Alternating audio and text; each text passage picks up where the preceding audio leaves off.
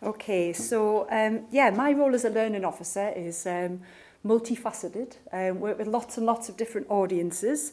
And really, this talk is about how we find that partnership working improves opportunities for those audiences. Some of the successes and some of the challenges that we experience through the Picture the Poet programme. So partnership working isn't new to Sunderland. Working in partnership for us is really essential. Otherwise, we wouldn't be able to reach all those audiences that we want to reach. We're quite a small team at Sunderland, but we do a lot with our small team. These are some of the exhibitions that we've worked in partnership with the National Portrait Gallery on over the last 10 years plus. And it's been a brilliant partnership for us, and it's enabled young people from Sunderland and the North East to get really involved with these national programmes and to be inspired and to feel that creativity burn within them. So this was just another example of an opportunity really that we wanted to seize with both hands. So in the past, our partnership working with National Portrait Gallery, it's involved, well, my role's often involved managing the budget and actually getting to the nitty-gritty of planning and devising programmes. And, you know, that's a brilliant opportunity to be able to do that. These are some of the examples of things that we've done. You know, we've programmed exhibitions with young people. We've been able to do family learning programmes with people getting into the portraits, as you can see here on the bottom left. We've also worked on digital media, creating gallery interactives, and development programmes that, you know, allow people to engage with the portraits. So Picture the Poet was a little bit different and quite exciting and challenging in different ways as well. The programme delivery group really set out the stall of what it was that we wanted to achieve. It was a new model of working with National Portrait Gallery, and this time we had these experts with us. We had the National Literacy Trust and we had Apples and Snakes, and they were able to bring their expertise to the table, which was amazing, fantastic opportunity. It meant that we were in more of a, I suppose, relationship brokering role, so that we were bringing together these national partners with our regional groups and young people and schools and all those opportunities that came. It also allowed us to bring in organisations. And in fact, actually, it allowed us to bring in organisations that maybe those partnerships, through lack of funding or capacity or just the day-to-day role of a learning officer, that we haven't been able to sustain. So those conversations were able to start up again, and that was a really great opportunity. So it was a forum, and it allowed us to look at what opportunities were there to piggyback on. So Sunderland, full of ambition as ever, we're going for City of Culture 2021. And we're really excited by that, and it's galvanised the city into these conversations about culture and art and what that means. And so we were able to tie in Picture the Poet with the launch of City of Culture bid in Sunderland. So that was wonderful.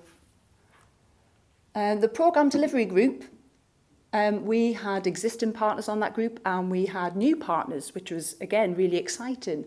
We were able to work with Apples and Snakes, the regional partner, Kirsten Luckins. She came on board with me straight away. We got involved in meetings. I went to see live poetry nights, just really got embedded in what it was that they were about before we started working on this project. We also did some work with No Limits Theatre. We worked with arts organisations. We worked with the Culture Bridge, with New Writing North. All of these organisations saw the potential and the possibility to work on this programme. So, a little bit about what worked well. Lots of it worked well. It was brilliant, a great opportunity.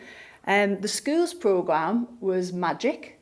We were able to, with myself and a colleague, run the learning programme at Sunderland. We were able to kind of take a little step back. We did a lot of the organising that Ian refers to, just get the structures and the bits in place to make it happen.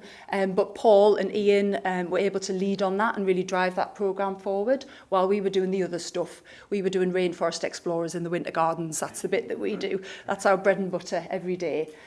So very inspiring. We had new conversations with the library, Sunderland Libraries. They're just down the road. We don't really work together that much. So we were able to do a joint offer for schools, which was amazing. And also Arts Award. We were able to do some Arts Award programmes. We work in partnership with our colleagues at Sunderland Empire and the local Contemporary Art Gallery, and we were able to translate the existing paintings in the exhibition into literacy opportunities for those young people, and that is really exciting because that's a legacy of the project as well. That's something that we're going to keep doing, and it's a wonderful way to use the paintings and the artworks there.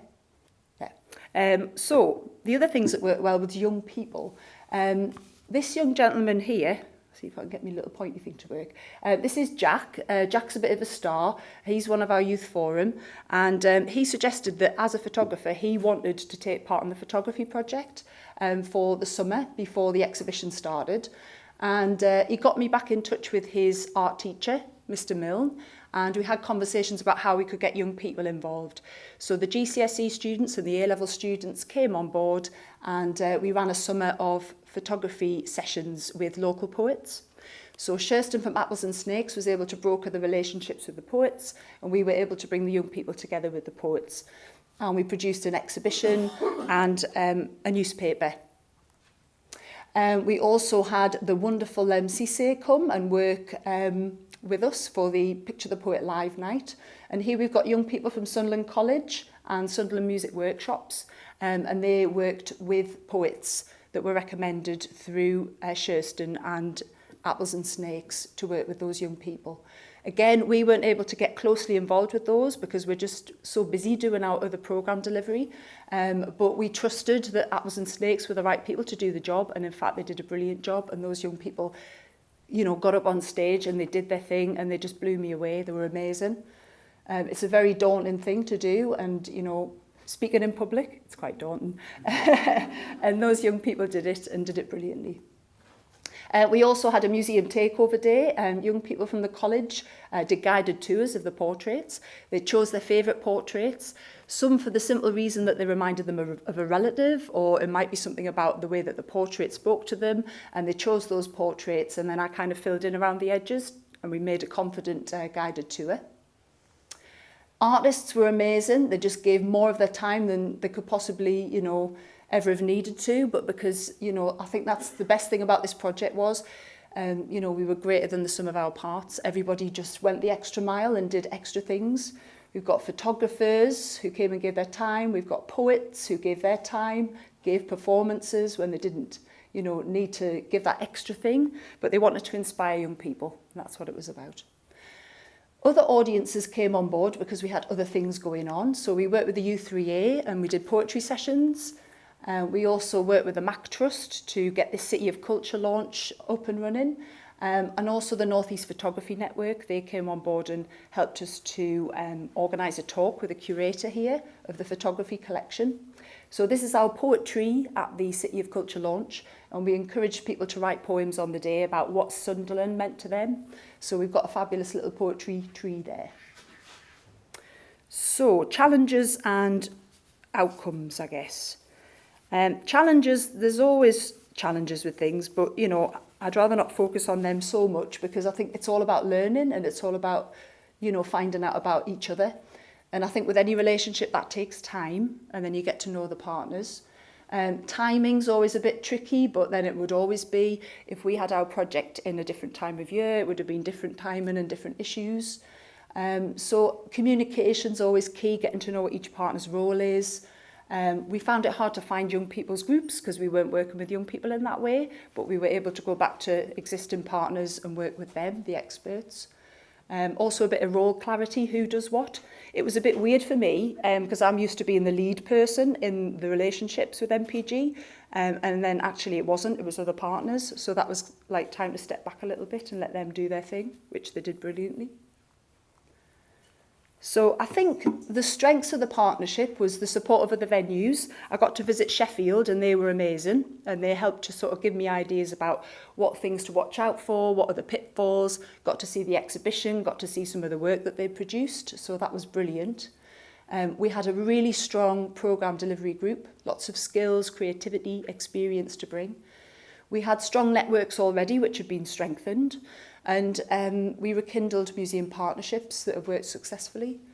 I think the interesting thing is, in this culture now of budget cuts and local councils struggling, we found that this has started a series of conversations with our council partners, and in fact in the future we may become one cultural trust, funded externally, no longer funded by the council, and we've started some conversations that are really important about what is important in culture, what is important for young people, what opportunities do we need to bring, what are our strengths in these partnerships.